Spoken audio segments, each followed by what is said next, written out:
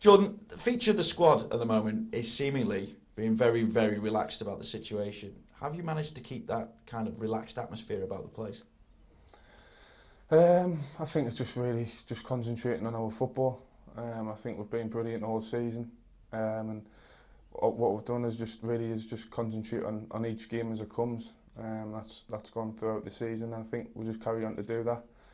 We've got 3 games left and 3 big games, but first and foremost, the main one is Chelsea at the weekend, and everybody's looking forward to it. What's it like in the dressing room, though? Do you have the jokers who kind of relieve the tension?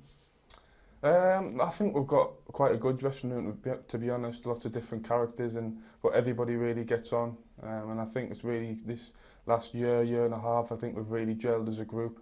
We've become quite close, to be honest, so I think that shows on the pitch as well. Is there music? Is there anyone responsible for music in there or anything like that? I think Pedro does the music, I must say, to be honest, and he's got some good tunes going on, to be fair, so the lads are happy. Was it Pedro who was with Simply Red?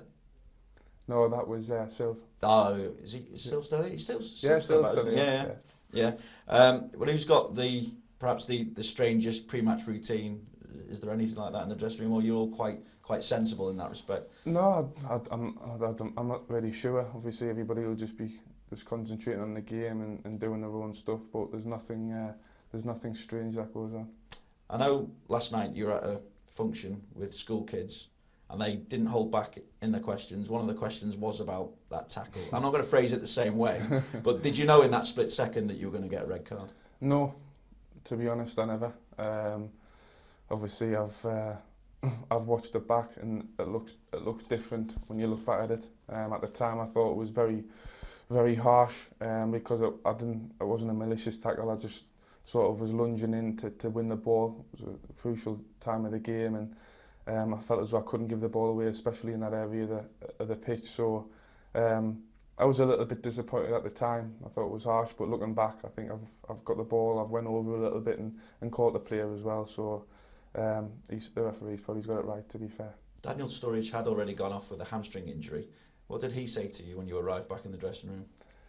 I think he sort of gave it away because he sort of looked at us as if to say what you just done. We've been watching it on the screen, and I said, "So what is it? Sending off?" And he said, well, "Probably, yeah." Looking back, and then obviously it came on, and I looked back at it, and like I say, it probably was the right decision. It must have been a strange atmosphere between the two of you. A massive win like that, and Daniel's got a hamstring, and you've obviously been sent off.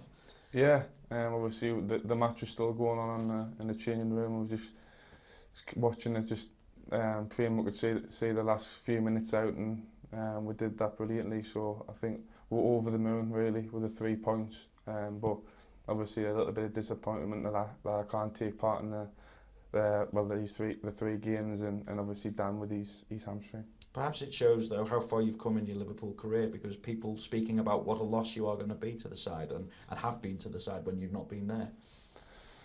Yeah, I've obviously just got to take that as a compliment. I feel as though I've still got a lot to improve on, and just keep getting better as a player, but it's just hard to watch and not being able to help the teammates out really on the pitch.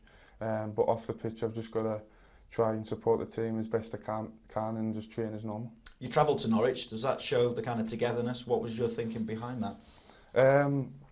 Well, obviously I spoke with the manager and just felt as though the best thing was just change nothing, just keep everything the same, whether it be training and obviously travelling down, just to be involved with the team and sort of just try and help as best I can and support them, whether that would be sort of just before the game going out or whatever, in the hotel, just to be there and be involved. Are you more relaxed playing or more relaxed watching? Probably playing, to be honest. Yeah, it's frustrating when you can't be out there and you can't play and you're obviously watching the game, but I thought the lads were excellent against Norwich, and it was a great result that we got there, so hopefully they can take that into the game against Chelsea. Still potentially one of the defining images of the season will be that huddle after the Manchester City game. Have you ever seen Steven Gerrard like that before? Well, obviously, to be honest, he's very he's vocal in the dressing room, getting everybody up for the game and trying to help players out.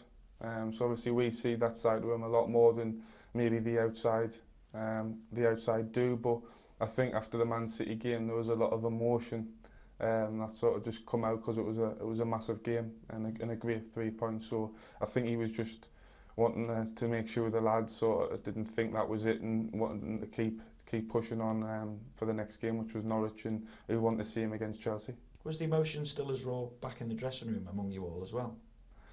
Well, yeah, we're all delighted with a win. We knew it was a big game, so everybody was delighted, and there was a great atmosphere after the game.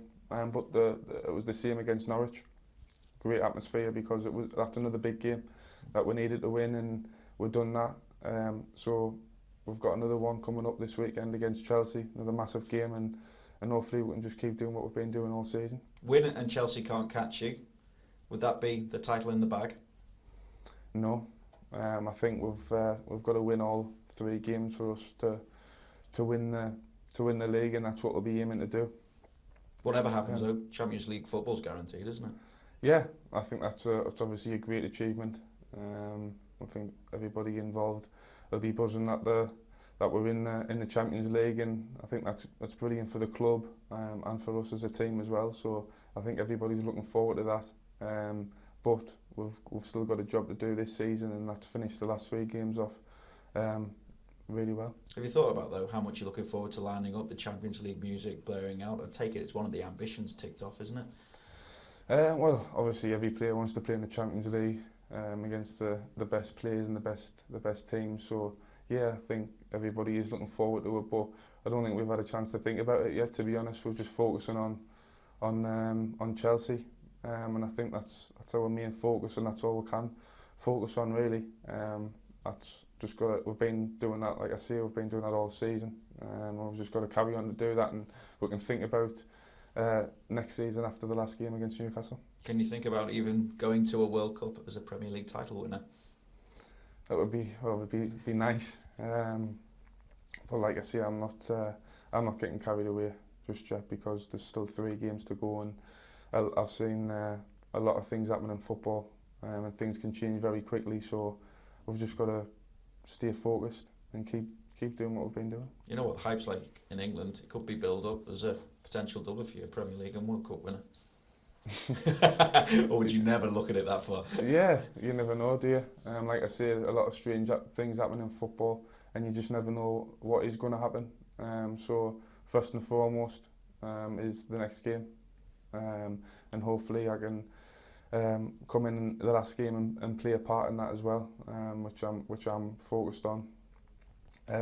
Just trying to stay fit and be there for the lads and stay involved really. So fingers crossed. Do you feel you've booked your place in that World Cup squad yet? No. There's a lot of good players in the England squad, and like I say, I can still play the last game, and hopefully I can play a part in that. And if I do, obviously, the priority is to win the game for Liverpool and for the team and for me as well. But obviously to be impressing people from England, and hopefully I've done enough over the season to show that I can be a part of it.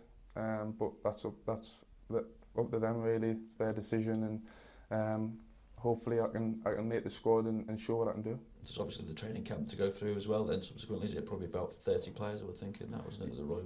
Yeah, I think there's a 30 man team getting announced maybe after the last game of the season, and then obviously travel to Portugal, I think it is, and have a training camp there. So hopefully I can, like I say, hopefully I can be involved.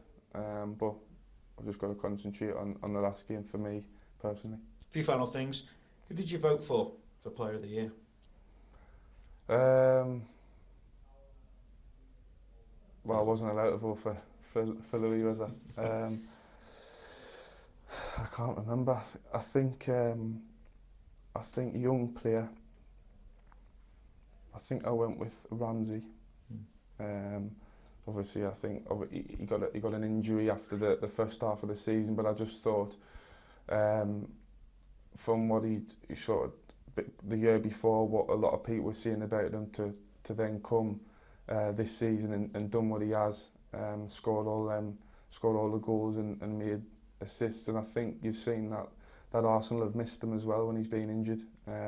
Coming back into the team, just recently scored assist against Hull, I think it was.